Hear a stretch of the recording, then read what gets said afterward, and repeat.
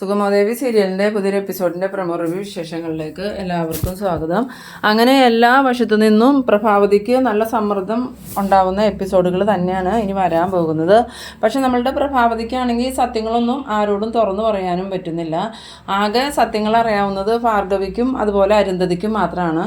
അരുന്ധതി ആണെങ്കിൽ ഇടയ്ക്കിടയ്ക്ക് പ്രഭാവതിയെ വന്ന് കണ്ടിട്ട് കഴിഞ്ഞു പോയ കാര്യങ്ങളൊക്കെ പറയുന്ന സമയത്ത് പ്രഭാവതി പറയുന്നുണ്ട്, ആ ഒരു നിസ്സാര കാര്യത്തിനാണോ നിങ്ങളിങ്ങനെ എൻ്റെ കുടുംബം തകർക്കാൻ നോക്കുന്നത്? എന്തായാലും എൻ്റെ മകൻ്റെയും മകളുടെയും ജീവിതം തകർക്കാൻ നോക്കിയാൽ ഞാൻ വെറുതെ ഇരിക്കുമെന്നൊന്നും അരുന്ധതി വിചാരിക്കേണ്ട.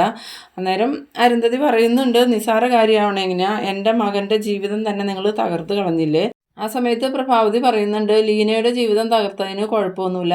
ലീന മരിക്കാൻ കാരണക്കാരൻ ഋഷിയാണ്. അവനാണെങ്കിൽ മയക്കുമരുന്ന് കച്ചവടക്കാരുടെ കൂടെയുമായിരുന്നു.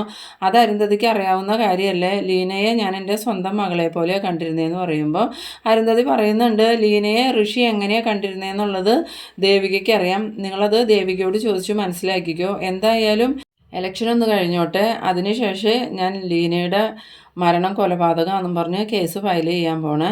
അതിനുവേണ്ടി എൻ്റെ MLA തയ്യാറാവുമെന്ന് പറയുമ്പം പ്രഭാവതിക്ക് മനസ്സിലാവണില്ല ദേവികയാണ് അരുന്ധതി ഉദ്ദേശിക്കുന്നതെന്ന്. പ്രഭാവതി പറയുന്നുണ്ട്, അതിന് നിൻ്റെ MLA കേസ് ഫയൽ ചെയ്താൽ എൻ്റെ MLA അത് തടഞ്ഞോളൂ എന്ന് പറയുമ്പോൾ നിൻ്റെ MLA അതാരാ? ദേവികയാന്ന് പറയുമ്പോൾ തന്നെ അരുന്ധതി പറയുന്നുണ്ട്, ദേവിക എൻ്റെ നോമിനിയാണ്. ആദ്യം ഞാൻ നിൻ്റെ പേരാണ് അവിടെ പറയാൻ പറഞ്ഞത്. നിൻ്റെ പേര് പറഞ്ഞപ്പം നീ അതിന് തയ്യാറായില്ല. നിന്നെ വിജയിപ്പിക്കാൻ വേണ്ടിയിട്ടായിരുന്നില്ല, നിന്നെ തോൽപ്പിക്കാൻ വേണ്ടിയിട്ടാണ് നിൻ്റെ പേര് പറഞ്ഞത്. പിന്നീട് ഞാൻ ദേവികയുടെ പേര് പറഞ്ഞത് ദേവികയെ ജയിപ്പിക്കാൻ വേണ്ടിയിട്ടാണ്. എന്തായാലും ദേവിക ജയിച്ചു വന്നിട്ടുണ്ടെങ്കിൽ അവൾ എൻ്റെ ആളായിരിക്കും, എൻ്റെ MLA ആയിരിക്കും. നിനക്കും ദേവികയ്ക്കും തമ്മിൽ യാതൊരു ബന്ധവും ഉണ്ടാവില്ല. അതൊക്കെ കേട്ടിട്ട് പ്രഭാവതിക്കാണെങ്കിൽ ആകെ ദേഷ്യം വരുന്നുണ്ടെങ്കിലും അരുന്ധതിയോട് എതിർക്കാനും പറ്റണില്ല. അതുപോലെ തന്നെ സത്യങ്ങൾ സിദ്ധാർത്ഥനോടോ നന്ദനോടൊന്നും പറയാനും പറ്റാത്ത ഒരവസ്ഥയിൽ ഇങ്ങനെ പെട്ട് നിൽക്കാൻ കേട്ടോ നമ്മളുടെ പ്രഭാവതി. എന്നിട്ട് നമ്മളുടെ ഭാർഗവി പറയുന്നുണ്ട്, എന്തായാലും ആ അരുന്ധതിയുടെ ഫിക്ഷയായി കിട്ടിയ MLA സ്ഥാനമൊന്നും നമ്മളുടെ ദേവിമോൾക്ക് വേണ്ട. പ്രഭകുഞ്ഞ് എത്രയും പെട്ടെന്ന് ദേവിമോളെ അതിൽ നിന്നും പിന്തിരിപ്പിക്കണം. ദേവിമോൾ ഒരിക്കലും മത്സരിക്കാൻ പാടില്ല പ്രഭകുഞ്ഞ് എന്ന് പറയുമ്പം പ്രഭാവതി അതനുസരിച്ച് ദേവികയ്ക്ക് ഫോൺ ചെയ്യുന്നുണ്ട്. ഫോൺ എടുത്തതും എന്താമേന്ന് ചോദിക്കുമ്പം മോൾ അത്യാവശ്യമായിട്ട് വീട് വരെ ഒന്ന് വന്നെന്ന് പറയണം. അന്നേരം ദേവിക പറയുന്നുണ്ട്, ഇല്ലമ്മേ ഞാൻ ഒരിക്കലും അങ്ങോട്ട് വരില്ല. എന്നെ ഇവിടെ കൊണ്ടുവന്ന് വിട്ടത് നന്ദു വന്ന് തിരിച്ച് വിളിക്കാതെ ഞാൻ വരുന്ന പ്രശ്നമില്ല എന്ന്. ആ സമയത്ത് പ്രഭാവതി പറയുന്നുണ്ട്, അതൊന്നും കുഴപ്പമില്ല മോളെ, ഞാനല്ലേ വിളിക്കുന്നത്, ഒരു അത്യാവശ്യ കാര്യം പറയാനാ, മോൾ വന്നേ പറ്റൂ എന്ന് പറയുമ്പം ദേവിക അതിനൊരു വിലയും കൽപ്പിക്കാത്ത രീതിയിൽ പ്രഭാവതിയോട് പറയുന്നുണ്ട്, ഒരിക്കലും ഞാൻ വരില്ല അമ്മേ. ഇനിയിപ്പോൾ അമ്മയ്ക്ക് എന്നോട് ഇഷ്ടക്കുറവ് തോന്നിയാലും കുഴപ്പമില്ല. നന്ദു വന്ന് തിരിച്ച് വിളിച്ചു കൊണ്ടുപോകാതെ ഞാൻ ഒരിക്കലും ഇനി ആ വീട്ടിലേക്ക് കാലുകുത്തില്ല എന്ന് തീരുമാനിച്ച് തന്നെ ഇരിക്കണേന്ന്. ഇത് കേട്ടതും നമ്മളുടെ പ്രഭാവതിക്കാണെങ്കിൽ ആകെ ഷോക്കാവുന്നുണ്ട്. ദേവിക ഫോൺ വെച്ചതും ചന്ദ്രമതി ചോദിക്കുന്നുണ്ട്, ആരാ മോളെ വിളിച്ചതെന്ന് ചോദിക്കുമ്പം ദേവിക കാര്യങ്ങൾ പറയുന്നുണ്ട്. അമ്മയെ വിളിച്ച് അമ്മ എന്നോട് അങ്ങോട്ട് ചെല്ലാൻ പറഞ്ഞു എന്ന് പറയുമ്പം അതിന് മോൾക്ക് പോയാൽ എന്താ, മോൾ പോകുമെന്ന് പറയുമ്പോൾ ദേവിക പറയുന്നുണ്ട്, അങ്ങനെ പോകാൻ പറ്റില്ല ചന്ദ്രമതി ആൻറ്റി. എന്തായാലും നന്ദു എന്നെ ഇവിടെ കൊണ്ടുവന്ന് വിട്ടിട്ട് പോയത്, നന്ദു വന്ന് വിളിക്കാതെ ഞാൻ തിരിച്ചു പോകുന്ന പ്രശ്നമില്ല എന്ന് പറയുമ്പോൾ രാധികൻ പറയുന്നുണ്ട്, എന്തായാലും പ്രഭ മോളെ വിളിച്ചില്ലേ, പിന്നെ മോൾക്ക് പോണേന് എന്താ പ്രശ്നം? ഇങ്ങനെ രണ്ടു കൂട്ടരും വാശി പിടിച്ച് നിന്നാൽ ഈ പ്രശ്നത്തിനൊരു അവസാനം വേണ്ടേ? എന്തായാലും മോള് മോളെ എന്ന് പറയുമ്പം ചാരികയും പറയുന്നുണ്ട്, അതൊന്നും വേണ്ട ചേച്ചി, എന്തായാലും നന്ദുവട്ടം വന്ന് തിരിച്ചു വിളിക്കാതെ ചേച്ചി ചന്ദ്രോദയക്ക് ഇനി കയറി ചെന്നാൽ ചേച്ചിക്ക് ഒരു വില ഉണ്ടാവില്ല. നന്ദുവട്ടം കാണുമ്പം ചേച്ചിയോട് അങ്ങനെ പ്രതികരിക്കുമെന്നും പറയാൻ പറ്റില്ല. പ്രഭ ആൻറ്റിക്ക് അതൊന്നും അറിയില്ലല്ലോ, അതുകൊണ്ട് ചേച്ചി തൽക്കാലം പോകാൻ നിൽക്കണ്ട. ഇപ്പോൾ ചേച്ചി ഇലക്ഷനെക്കുറിച്ച് മാത്രം ചിന്തിച്ചാൽ മതി, വേറെ ഒരു കാര്യത്തെക്കുറിച്ചും ചിന്തിക്കേണ്ടെന്ന് പറയുന്നു. അത് കേട്ടതും ചന്ദ്രമതി പറയുന്നുണ്ട്, അതല്ല ശാരിയെ, എന്തായാലും പ്രഭ വിളിച്ചത് എന്തിനാണെന്ന് അറിയണ്ടേ, മോൾ അവിടെ വരെ ഒന്ന് പോയി നോക്കിയിട്ട് വാന്ന് പറയുമ്പോൾ അമ്മയ്ക്ക് എന്തെങ്കിലും പറയാനാണെങ്കിൽ ഫോണിലൂടെ എന്നോട് പറയാലോ, അമ്മ അത് പറയാത്തത് എന്തുകൊണ്ടാണ്? എന്തായാലും ഞാൻ പോകണമൊന്നുമില്ല ആൻറ്റി. ഇനിയിപ്പോൾ അമ്മയ്ക്കും അച്ഛനക്കും എന്നോട് ഇഷ്ടക്കുറവ് തോന്നിയാലും കുഴപ്പമൊന്നുമില്ല. ഇനിയിപ്പോൾ അവരുടെ സപ്പോർട്ട് ഇല്ലെങ്കിലും എനിക്ക് ഇലക്ഷനിൽ ജയിക്കാൻ പറ്റും. അരുന്ധതി മേഡം എനിക്ക് പൂർണ്ണ പിന്തുണയായിട്ടുണ്ട്. അതുപോലെ അരുന്ധതി മേഡം ഇലക്ഷന് വേണ്ട എല്ലാ ചിലവും എനിക്ക് തന്നോളാമെന്നും പറഞ്ഞിട്ടുണ്ടെന്ന് പറയുന്നു. ആ സമയത്ത് ചന്ദ്രമതി ചോദിക്കുന്നുണ്ട്, ഈ അരുന്ധതിക്ക് നിന്നോട് ഇത്രയധികം ഇഷ്ടം തോന്നാൻ എന്താ കാരണം എന്ന് ചോദിക്കുമ്പോൾ മേഡത്തിൻ്റെ മകൻ സുഖമില്ലാതെ കിടക്കായിരുന്നു ആൻറ്റി. ആ സമയത്താണ് ഞാനവിടെ ജോലിക്ക് ചെന്നത്. എൻ്റെ പരിചരണം കൊണ്ട് ഋഷി പഴയ രീതിയിലേക്ക് തിരിച്ചു വന്നു. ഋഷി ശരിക്കും വിചാരിച്ചിരിക്കുന്നത് ഞാൻ ലീന എന്ന് പറയുന്ന അവൻ്റെ കാമുകിയാണെന്നാണ്. അങ്ങനെ ഞാൻ ലീനയാണെന്ന് വിചാരിച്ചിട്ടാണ് അവൻ ജീവിതത്തിലേക്ക് തിരിച്ചു വന്നത്. ഇപ്പോൾ അവൻ എഴുന്നേറ്റ് നടക്കാനും സംസാരിക്കാനും ഒക്കെ തുടങ്ങി. അതിൻ്റെ ഒരു സന്തോഷം മേഡത്തിനുണ്ട്. അതിൻ്റെ നന്ദിയായിട്ടാണ് മേഡം എന്നെ ഇത്രയധികം സ്നേഹിക്കുന്നത്. അതുമാത്രമല്ല ഋഷിക്ക് ഇപ്പോൾ കാര്യങ്ങൾ അറിയാം, ഞാൻ ലീനയല്ല എന്നും ദേവികയാണെന്നും ഞാൻ നന്ദൻ്റെ ഭാര്യയാണെന്നുള്ള കാര്യങ്ങളൊക്കെ അറിയാം.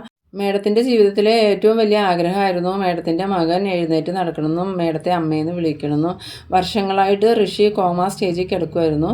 അങ്ങനെയുള്ള ഒരു ഋഷിയെ ജീവിതത്തിലേക്ക് തിരിച്ചു കൊണ്ടുവന്നതിൻ്റെ നന്ദിയാണ് മേഡം എന്നോട് കാണിക്കുന്നത്. അല്ലാതെ നന്ദു വിചാരിക്കണ പോലെ ഋഷി എൻ്റെ കാമുകനൊന്നും അല്ലാന്ന് ദേവിക പറയുന്നുണ്ട്. ആ സമയത്ത് ചന്ദ്രമതി പറയുന്നുണ്ട്, അതൊക്കെ പറഞ്ഞാൽ തീരാവുന്ന പ്രശ്നങ്ങളല്ലേ ഉള്ളൂ, മോൾ അതോർത്ത് ടെൻഷൻ ആവണ്ട. എന്തായാലും കുടുംബത്തിൽ ഒരു ഇലക്ഷൻ വന്നതിൻ്റെ പ്രതീതിയാണ് എനിക്കിപ്പോൾ. പണ്ടൊക്കെ ഇലക്ഷന് സിദ്ധാർത്ഥനൊക്കെ മത്സരിക്കുമ്പം ഞാനും പ്രഭയും ഭയങ്കര സന്തോഷത്തിൽ അതിൻ്റെ ഒപ്പം തന്നെ പ്രവർത്തിക്കാറുണ്ടായിരുന്നു. ഇനിയിപ്പോൾ കുറച്ച് നാളായിട്ട് അതൊന്നും ഇല്ലാതിരുന്നതിൻ്റെ ഒരു വിഷമം എനിക്കുണ്ടായിരുന്നു. ഇനിയിപ്പോൾ എന്തായാലും മോള് ഇലക്ഷനിൽ മത്സരിക്കുന്നത് കൊണ്ട് തന്നെ മോളുടെ കൂടെ ഫുള്ളായിട്ട് ഞാൻ ഉണ്ടാവും എന്നൊക്കെ ചന്ദ്രമതി പറയുന്നുണ്ട്.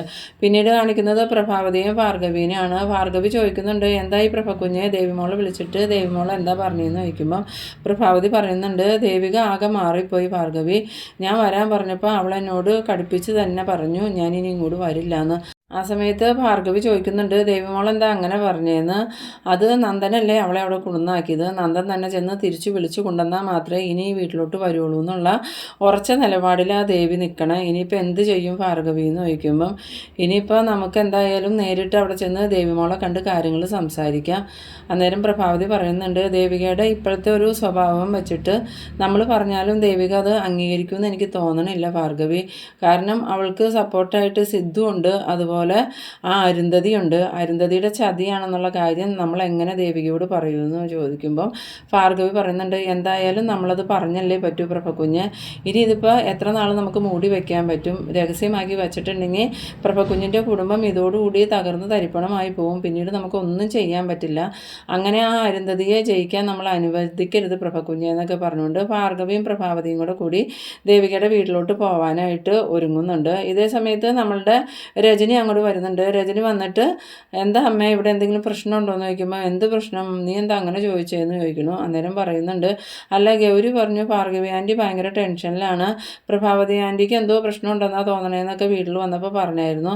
അതുകൊണ്ടാണ് രാവിലെ ഗിരീഷിനെ ഞാൻ പറഞ്ഞു വിട്ടത്. ഗിരീഷിൻ്റെ കൂടെ ഞാനും വരാമെന്ന് വിചാരിച്ചപ്പം ഗിരീഷിന് നേരത്തെ പോകണമായിരുന്നു, അതുകൊണ്ടാണ് ഞാൻ വരാതിരുന്നത്.